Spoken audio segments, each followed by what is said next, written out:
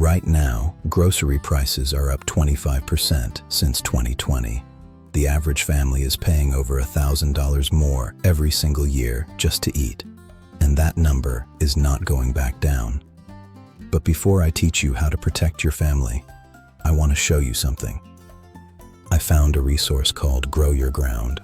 2 complete guides that show you exactly how to grow your own food at home, even with zero experience. One family saved over $400 their very first summer. Another reader harvested food every single week from September through November. The complete bundle is available right now for just $29.90. The link is in the description. Now, let's talk about the other half of the equation: land. Most people lose everything on the wrong piece of ground before they ever plant a single seed. Today, I'm giving you the 6 things you must check before you ever buy land. Check number 1, access. Can you actually get to the land? Most people only check physical access, whether there's a road, but you must check legal access too. Handshakes don't count in property law. The right to cross must be written in the deed.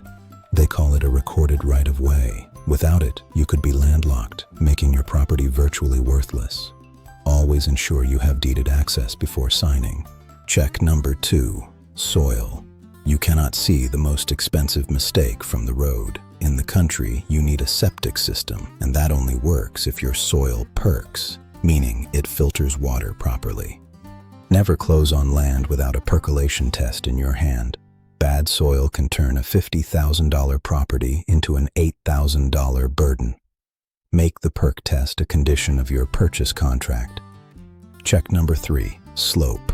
Flat land is cheap to build on. Steep ground fights you. It makes foundations and driveways far more expensive. If you wouldn't push a loaded wheelbarrow across it, reconsider. Look at the neighbors.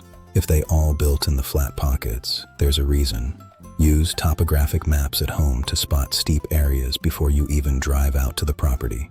It saves time and money. Check number 4, water. Stand on a piece of land in dry weather and it looks perfect. Come back after a hard rain and it might be a wetland. You cannot legally build on protected wetlands or in active floodways. Always check federal wetland and flood maps online. If you see large blue-marked areas on your land, you must verify the buildable space. A small creek is a blessing. A swamp is a liability. Know the difference. Check number 5, the road view. Use street view before you drive 2 hours.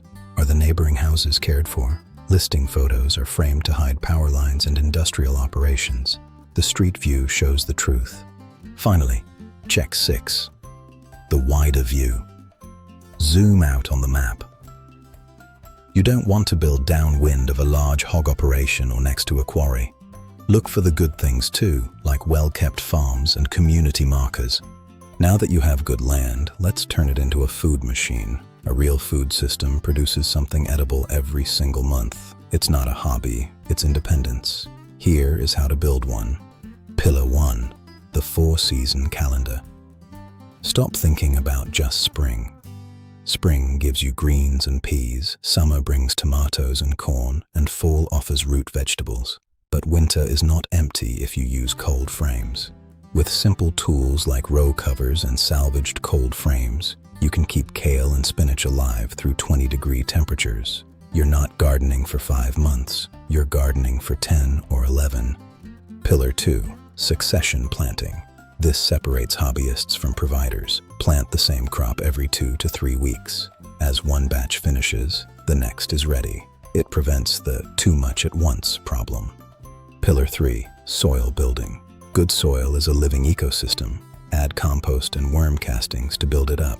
By year 3, your ground will practically run itself, feeding your plants without expensive fertilizers. Pillar 4, food preservation. What do you do with the summer abundance? Start with freezing. It's low risk and high reward. Then move to canning and dehydrating to build a 3-month food reserve for your family. Finally, Pillar 5, seed saving. This closes the loop. Save seeds from your strongest heirloom plants. It makes your garden self-perpetuating and is a quiet act of real independence. It costs only your time. Find good land, plant with intention, preserve the harvest, and save the seeds. The Grow Your Ground bundle in the description has the full blueprint. Start where you are and build your free life. Take care.